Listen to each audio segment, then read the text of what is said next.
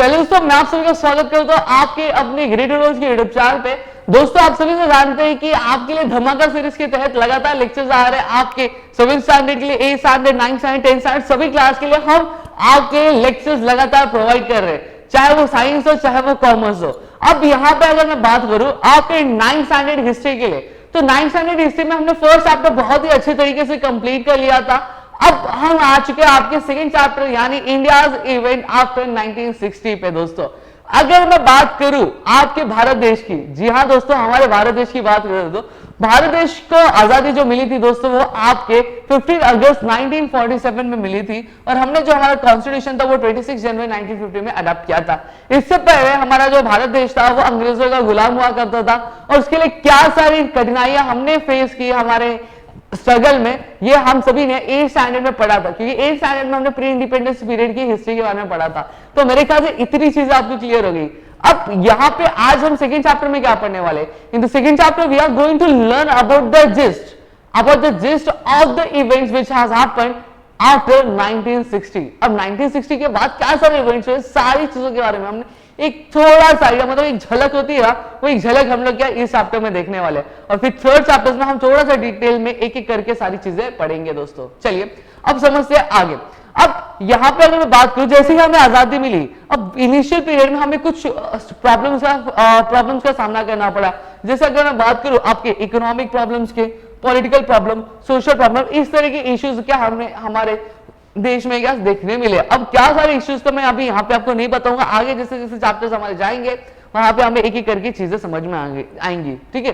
फिर उसके बाद हमारी जो गवर्नमेंट थी उन्होंने प्लानिंग कमीशन इस्टेब्लिश किया। अब प्लानिंग कमीशन क्यों इस्टेब्लिश किया, ताकि जो हमारा देश है उसमें क्या इकोनॉमिक डेवलपमेंट की जा सके और जो पॉवर्टी है उसको क्या किया जा सके, उसको कहीं ना कहीं कम किया जा सके।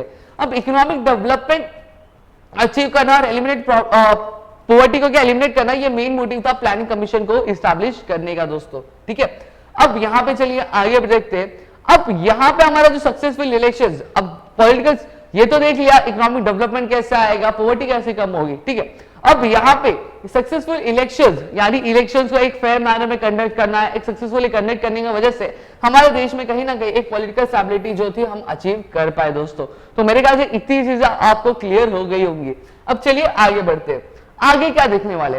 अब 1960 का इवेंट पढ़ने वाले, यानी 1960 में क्या सारी चीजें हुई हम देखने, 1960 से लेकर 1970 तक क्या सारे इवेंट्स हुए, क्या सारी चीजें हुई इन 10 एक डिकेड में, वो हम देखने वाले, ठीक है। अब ऐसा माना जाता है दोस्तों कि ये जो 1960 वाले जो इवेंट्स है ना, इनका एक बहुत ही बड़ा इंपैक्ट था आपके किस में, आपके पॉलिटिकल सिचुएशन में एक बहुत बड़ा रोल क्या प्ले किया करता था।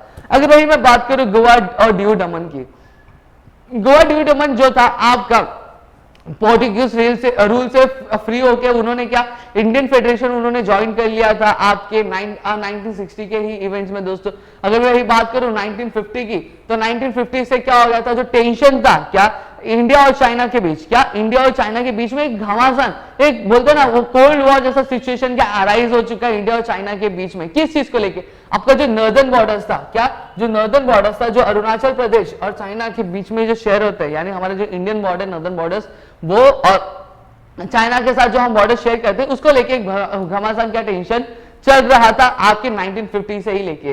वही मैं बात करूं ये जो 1950 वाला जो टेंशन चल रहा था 1950 से, अब 1962 में क्या हो गया, वार हो गया किसके बीच में, इंडिया और चाइना के बीच में। कहां पे हुआ था, आपके मकमोहन लाइन पे। कहां पे हुआ था, मकमोहन लाइन पे हुआ था। मकमोहन लाइन वाला रीजन कौन सा है, मकमोहन लाइन वाला रीजन दोस्तों ये जो अरुणाचल प्रदेश है ना, जो आपका इस साइड, वो जो बॉर्डर शेयर करता है चाइना के साथ, वो जो एक हल्के से बॉर्डर जो लाइन है उसी को हम लोग क्या बोलते हैं, मकमोहन लाइन बोलते हैं। अगर आप मैप देखो तो मैप आपको और अच्छे से समझ में आ जाएगा। और हम सभी से जानते हैं कि हमारे स्वतंत्र राष्ट्र के सबसे पहले हमारे जो प्रधानमंत्री थे वो थे हमारे पंडित जवाहरलाल नेहरू। कौन थे, वो हमारे पंडित जवाहरलाल नेहरू थे। अब पंडित जवाहरलाल नेहरू को दोस्तों हम सभी से जानते हैं, उन्हें क्या architect of India foreign policy कहा जाता है। क्या कहा जाता है, architect of India foreign policy कहा जाता है, क्योंकि इनके जो कंट्रीब्यूशन थे आपके हमारे देश के सोशल और इकोनॉमिक डेवलपमेंट में बहुत ही ज्यादा थे। क्या, बहुत ही ज्यादा थे। अब धीरे धीरे अगर मैं बात करूं, सब कुछ अच्छा चल रहा था, भली भांति चल रहा था, अच्छे तरीके से सारी चीजें क्या मैनेज हो रही थी। अब एक समय ऐसा आया जहां पर पूरे देश भर में क्या पूरे देश भर में एक चिंता का साया मंडराने लगा। मतलब क्या होने लगा दोस्तों कि 1964 में हमारे जो देश के सबसे प्रथम प्रधानमंत्री थे यानी हमारे पंडित जवाहरलाल नेहरू जी का क्या देहांत हो गया।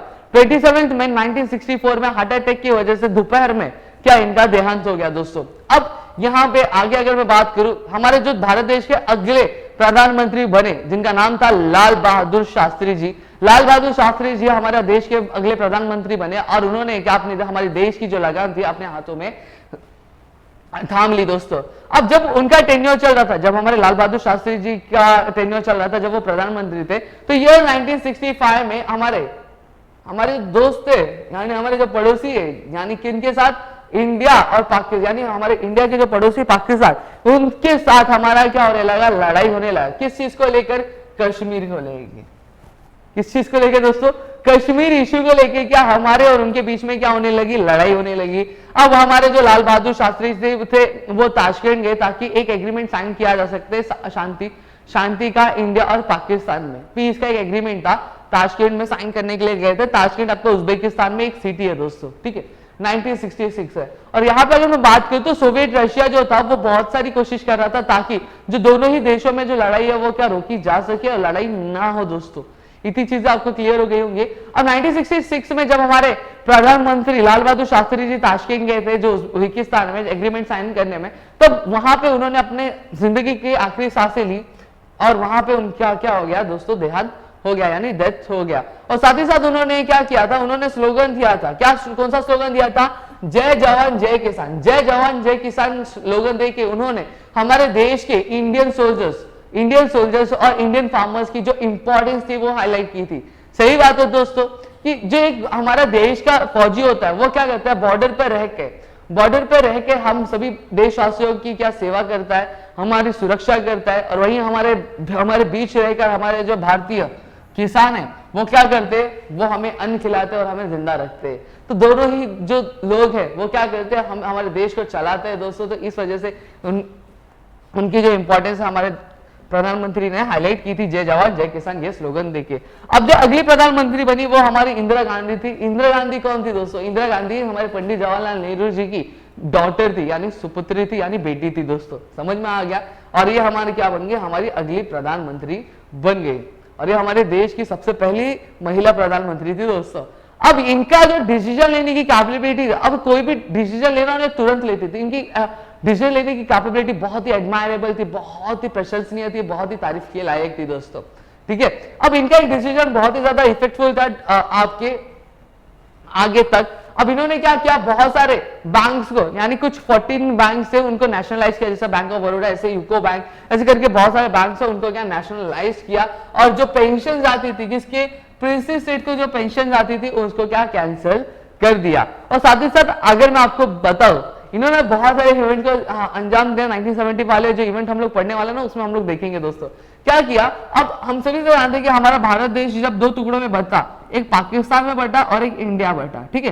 तो ये एक वेस्ट पाकिस्तान था और एक इस साइड जिसे आज हम लोग बांग्लादेश के नाम से जानते हैं वो ईस्ट पाकिस्तान के नाम से जाना जाता था। अब यहाँ पे शेख मुजीबुर रहमान ने एक बहुत बड़ा मूवमेंट का लीड किया था और उनकी ऑर्गेनाइजेशन मुक्ति बहिनी ने दोस्तों, जहां पे बहुत सारे क्या अत्याचार किए जा रहे थे ईस्ट पाकिस्तान वाले जो लोग थे उनके ऊपर। और इसका एक बहुत ही बड़ा इम्पैक्ट हो रहा था हमारे भारत देश पे भी, क्योंकि बहुत सारे रेफ्यूजीज मतलब क्या होता है दोस्तों, रेफ्यूजीज मतलब एक ऐसे इंसान जिन्हें अपने ही देश में क्या वो रह नहीं पा रहे, उनको हम क्या बोलते हैं, रेफ्यूजीज बोलते हैं दोस्तों।